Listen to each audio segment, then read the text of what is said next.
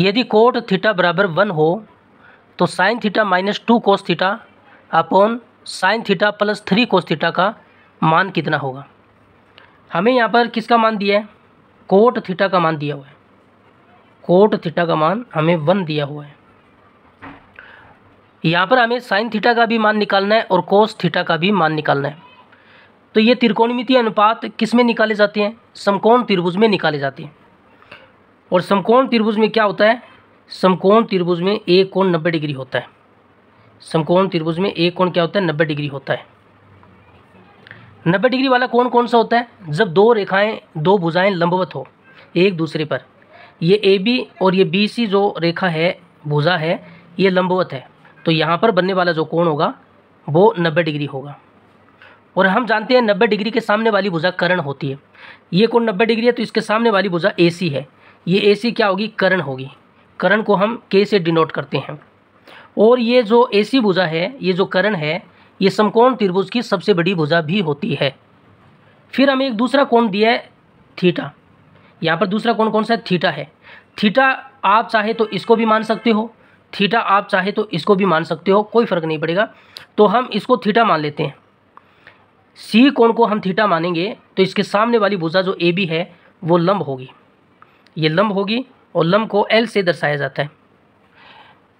कर्ण भी आ गई, लंब भी आ गई, और तीसरी भुजा जो होगी वो आधार होगी और आधार को ए से दर्शाया जाता है। अब हमें एक शॉर्ट ट्रिक याद होनी चाहिए, वो होती है लाल बटे कक्का। लाल बटे कक्का, ये जो पहला मान है लंब बटे कर्ण, ये लंब बटे कर्ण जो पहला मान है ये साइन थीटा का मान होता है।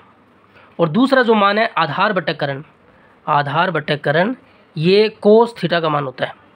और तीसरा जो मान है लंब बटे आधार, लंब बटे आधार ये टेन थीटा का मान होता है। लेकिन सवाल में हमें क्या दिया है, कोट थीटा का मान दिया है।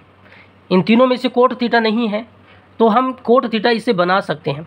टेन थीटा का जो उल्टा होता है वो कोट थीटा होता है। यानी हम इसको उलट दें, ये आधार नीचे है तो ऊपर चला जाएगा और ये लंब ऊपर है तो ये नीचे आएगा, ये कोट थीटा का मान बनेगा, आधार बटा लंब। देखो इसके नीचे कुछ भी नहीं है तो हम इसके नीचे एक मान ले तो कोई फ़र्क नहीं पड़ेगा। तो यहाँ से देखिए कोट थीटा किसके बराबर है, कोट थीटा आधार बटा लंब के बराबर है, आधार बटा लंब के बराबर है। अगर हम इन दोनों की तुलना करें तो आधार का मान 1 है और लंब का मान भी 1 है, आधार का मान 1 है और लंब का मान भी 1 है। लेकिन हमारे पास कर्ण का मान नहीं है, क्योंकि सवाल में साइन थीटा और कोस थीटा दोनों के मान निकालने हैं और दोनों में ही कर्ण आ रहा है, तो कर्ण का मान तो हमें निकालना होगा। तो कर्ण का मान कैसे निकाला जाता है, इस समकोण त्रिभुज में एक प्रमेय लगती है जिसे पाइथागोरस प्रमेय कहते हैं। पाइथागोरस प्रमेय, ये प्रमेय क्या होती है, ये प्रमेय होती है कर्ण का वर्ग बराबर लंब का वर्ग प्लस आधार का वर्ग।